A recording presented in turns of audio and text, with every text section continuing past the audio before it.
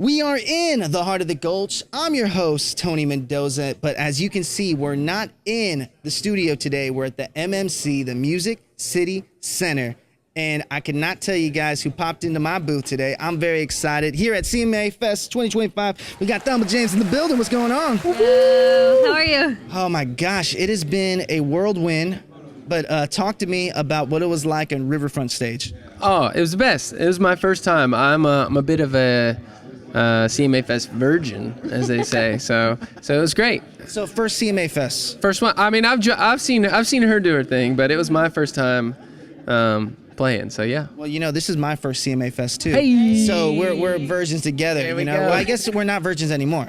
Not anymore. Not anymore. But Not anymore. So I'm curious, guys. So talk to me about what it's like to play stages like that, because there's so many different types of stages in Nashville. You played them all, but I'm curious to know, how's the energy like at Riverfront? Oh, I mean, it's pretty like buzzing. I mean, everything's fast. Like, the changeover is fast. Checking your ears and you're getting your lines checked for the band is fast. So your adrenaline's pumping the whole time. And then I feel like just people are like, out of any music festival ever in Nashville, they're like there to like listen to songs. 100%, yes. Like even more than partying, kind of. So I love that about the stage down there. You know, also I want to ask you guys, of all the iconic stages in Nashville, I want to know which one gets you the most nervous, or the ones that give you the butterflies, because and they could be two different answers because they're two different stages. Same. Thopri?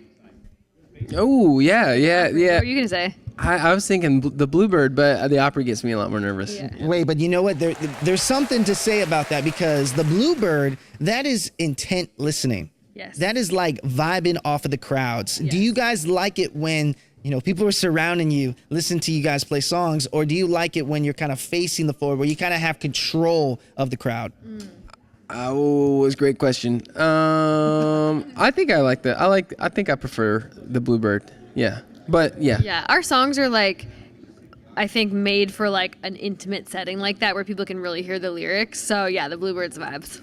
So I want to know about the writing process with you two, because I can only imagine creative processes never kind of go like water and oil sometimes, right? So walk me through y'all's writing process and critique it for one another. Oh my gosh. Okay, well, I think that I'm really good at like coming up with like titles or hooks, and Jake is so good at coming up with like really quirky lines and emotional lines. And so sometimes, like, we wrote this one song called Loser that I came up with the hook for, and then he came up with some of the verses.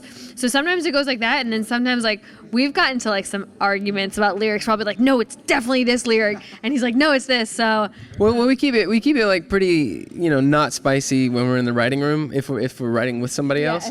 But then like there's always a look where it's like, oh, we're gonna get spicy about this line later, but not right. I'll talk to you about this line later at home. You know, it's so interesting to me, because creative process and making a song comes within from both of y'all, because you guys all have different experiences, but at the same time, you guys are able to make music that relates to all the thousands of people, millions of streams all over the platforms. So when you go into creating a song together, are you guys thinking about what is just true to you guys versus how it's going to relate to everyone else? Sorry with such deep questions. It's just a deep moment. No. Do you want to take it or me? Take it. I'm not really sure. I think I'll answer your question with just like one specific we have Parking Lot Prayers is a song. Parking Lot Prayers is a song unreleased. It's on the EP, and that specifically I feel like is very true to memories I have. So that wasn't thinking about anybody else. So that's hyper specific. But then, I mean, I don't know. I feel like we have other songs that maybe generalized is not the word, but just more like maybe a memory that Mac has and a memory that I have, and the lines will be split where it's not following just a narrative from each of us, but it's more of like a shared experience. Yeah, I think like the more like specific you are to your story, it's like almost more relatable. You know, like when you get more specific, it feels like that feeling is like more general. I don't know if that makes sense. Oh, even Happy Ever After You, there's like a reference to like I got an old half pack of black Pall Malls, like cigarettes. Yeah. I don't smoke Pall Malls. I don't smoke anything, but not what I remember. But if we were to break up, which would be terrible, He'd start smoking. I started smoking some cigarettes, and so like there's some truth to that, you know. So you know, we were talking to this with Jake, and Jake Willington, and we were talking about the power of just the look of a cigarette. There's something iconic about just the look of it. Not necessarily the taste. I mean, I've never smoked, so I can't tell you yes or no on those things. But the look of it sometimes looks iconic. Yeah. But I want to ask a little bit about, the struggles. Because when I think of Nashville starts with the letter N for no. There's a lot of no's in this town. And as much as you think that you've made it, you're going to get a no somewhere. So can you guys give me an experience, not naming anyone, but something that you got told, no, you're not ready for this stage, or no, you're not ready for this moment, and how it inspired you to keep on going? I mean, our whole project stemmed from basically a no. In December I had a situation that kind of went down that was basically like the end of a relationship in my team, my business, and that night or a couple nights after, I went into our music studio and I was like, I just need to like feel better, and the way that we usually do that is, by being creative in some sense. And that night I was like, let's write a song. And then I said no. Yeah, and then he said no to me. Yeah. He's like, no, I'm working. But then we ended up writing a song that night and like got a record deal 2 days later. So like the amount of no's I've heard, and you have too, is insane. Like I think is an insane person to like keep going when you hear that many no's. But I do think that's like a creative person for you. They just like don't take no for an answer. Jake, what about you? Oh, when I was trying to chase Mac down, and she was dating somebody else, and she said no, and then I was like, okay. I think he's talking about like in the industry. Oh, in the industry. That's a pretty serious no, though. So that is. Yes, Yeah. I got a yes eventually. He worked me down. Like I was like, no. We gotta give you. I was like, fine, sure. Oh wait, you know what? Just because you guys did that, to the right of you guys, there's a red flag and a green flag. Okay. Right? So I'm gonna ask you some questions, and I want to know if this is a red flag or green flag. Okay. You guys were the ones that got inspired with that answer, so let's do it here. All right. So the first question I got is on the first date, one of you guys name dropped a famous person's name that you worked with or hung out with. Is that a red flag or green flag? It's neither to me. Like I'm okay with that. It's not a big deal. It's both. It's both? It's like you're kind of like, but I don't think it's like a no. It's not a red. Yeah. It's not a green flag. It's like I'm gonna clock that and remember it's a it. Clock flag. Where's that clock flag? Yeah. All right. What about this? Red flag, green flag. If they can't two-step. I mean, I can't two-step. We're gonna get that a green flag, baby. He's a red flag, but he can't two-step. No, I can't do any steps. I barely walked here.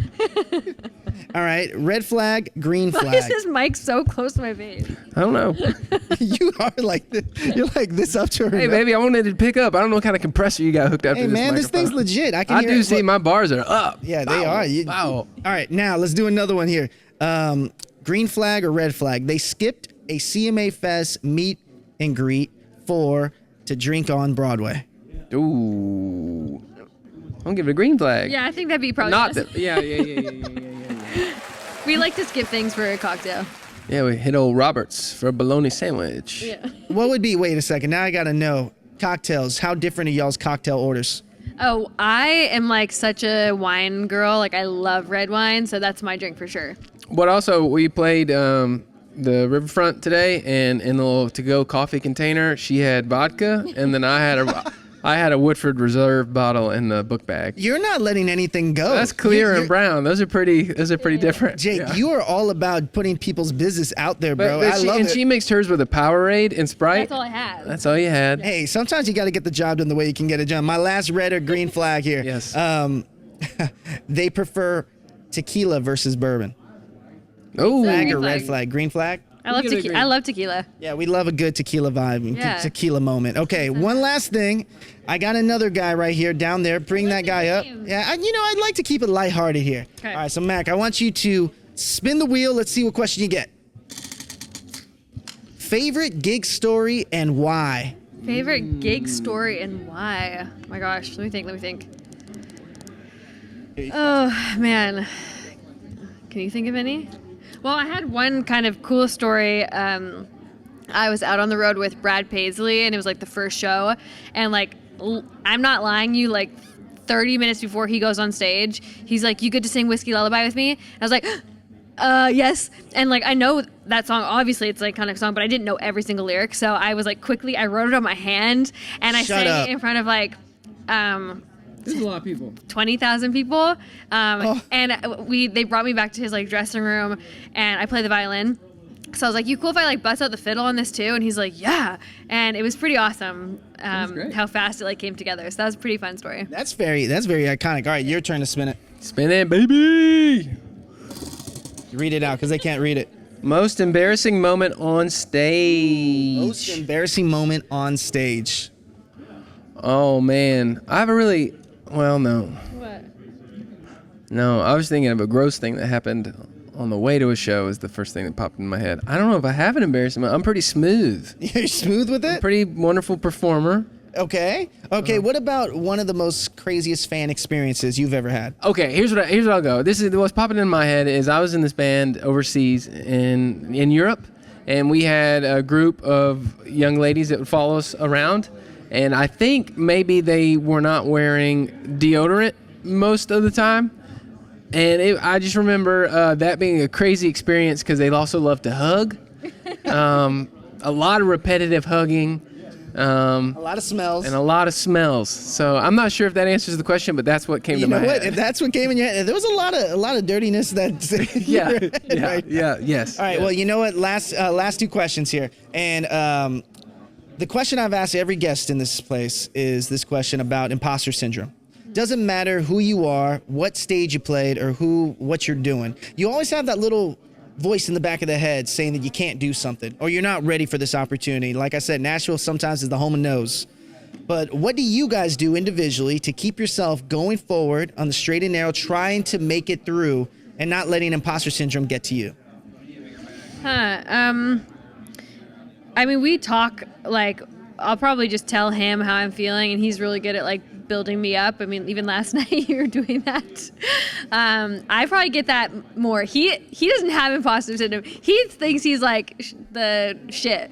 No, I'm just kidding. I struggle with it probably a little bit more, but I think it's just like exactly that, like knowing that like every single person feels that way, and that like I don't know if that's like being a creative is like being like sensitive and like, you know, worrying that like what you're doing is good enough because you care that much. So I don't know what like the solution is other than just to like keep going and try to like fight that voice. Absolutely. Totally. Yeah. I'm no yeah. Rock and roll. I struggle with it as well. I think everybody does. You'd be lying if you weren't. But I think like you said, there's everybody kind of deals with that. Nobody's. Well, how can someone watching this right now not let imposter syndrome get to them? What's your advice? Not let it get to them. Yep. I think just realizing that we're all in the same boat. We're all human. Anybody I have ever met in any position struggles with, you know, maintaining identity and confidence. I've like heard from the biggest musicians and actors that like you would think have so much confidence, and they're like, I don't think I'll ever write another good song, or I don't think I'll ever land another part in a movie. Like everybody just feels that way because we all care about it so much. So I think like realizing that like that is such a normal thought, and that your biggest idols are thinking that way too. I have a very quick specific story. One of my favorite writers, I hadn't written with this person before. We were writing after our song. We both really enjoyed it. And this person, they're like, oh yeah, really like our song, but my publisher's probably going to hate it. I'm probably going to get dropped soon. And like this such negativity. This is a wonderful writer. And it was basically, I'd never met this person. I was like, oh man, this person's self-doubt. It's just crazy because the way that I perceived them and then the way they perceive themselves. It's crazy because, like I said, we had fans in this room right now. You know, it'd be we're in 2025 in the middle of CMA Fest. You know, we want to know what more stuff you guys got cooking up. What can we expect the rest of this year, and what we can see in the top of 2026? Because weirdly enough, because you guys just played Riverfront stage, that feels like CMA Fest. In this media room, does not feel like I'm in It's CMA spicy Fest. in here, baby.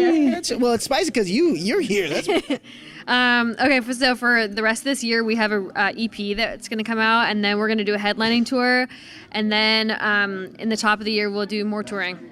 Oh my Yeah, god. with some friends. Y'all ready for the road? Hell yeah, baby. All right. Oh yeah. Well, hey, my name is Tony Mendoza. We're still here in the heart of the Gulch, and I will see you guys next time. See y'all later. Woo, thank you. Thank you. Sorry for all the deep questions. I love it. It's got me at a different time. Fun. It's fun. Nice to switch it up.